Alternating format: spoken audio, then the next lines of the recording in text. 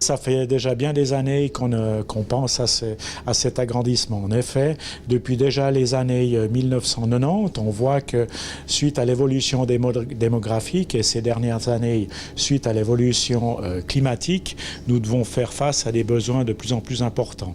Donc, en gros, depuis les années 2010, on a réfléchi à une évolution de notre société, la Sapan, pour la distribution de l'eau dans la région. Cet ouvrage a une capacité de 10 000 m3.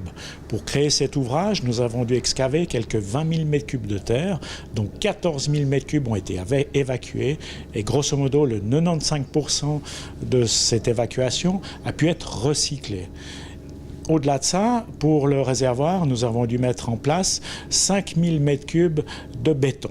Notre projet a été calculé pas pour 10-15 ans, mais simplement il a 3 vies, c'est-à-dire qu'il aura une première vie qui nous permettra de subvenir aux besoins actuels, c'est-à-dire d'ici 2018, d'ici 2020, une deuxième vie qui permettra de subvenir aux besoins de quelques 68 000 habitants à l'horizon 2030, et on pourra encore agrandir éventuellement cet ouvrage au-delà de 2030. Et puis, pour être complet, il faut savoir qu'il y a 3 sources d'approvisionnement pour ce réservoir. Alors effectivement, dans cette région, nous avons la chance d'avoir des sources au pied du Jura qui couvrent en gros le 45% de nos besoins. On a également une nappe phréatique sur la commune de Dullier qui nous permet d'approvisionner en gros le 20% de nos besoins, et le reste provient de l'approvisionnement de l'eau du lac.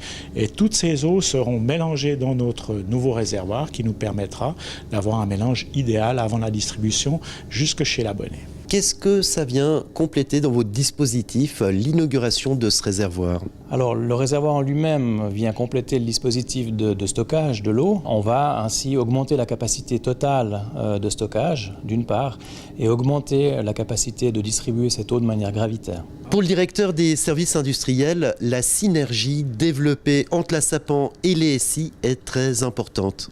C'est exact, la synergie, ou les synergies plutôt, devrait-on dire, sont très importantes. D'une part, dans le cadre du projet, on a pu réaliser des économies de l'ordre de 5 millions sur les investissements consentis, donc c'est non négligeable.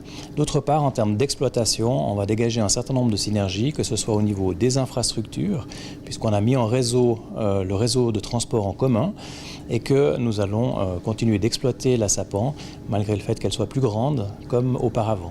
Avec ces nouveaux réservoirs, que va-t-il advenir des anciennes cuves qui sont présentes à Nyon? Alors les anciennes cuves qui sont sur le terrain de la Voire-Pillière, qui datent de 1904, rénovées je crois en 1954, vont être désaffectées et elles ne sont plus utilisables, ne serait-ce déjà que pour des raisons techniques et sanitaires. J'imagine que ça va passer par un préavis. Quels sont les projets de la municipalité pour ces espaces? Alors pour l'instant, on n'a encore pas imaginé de projet sur ces espaces. Chaque chose en son temps. Le plus important, c'était d'aller de l'avant avec le projet de ce nouveau réservoir de la Sapan, qui s'est quand même fait entre le moment où on a obtenu le permis de construire, c'était il y a 2 ans, jour pour jour. Donc beaucoup de travail qui a été fait. Pour la suite, on verra plus tard.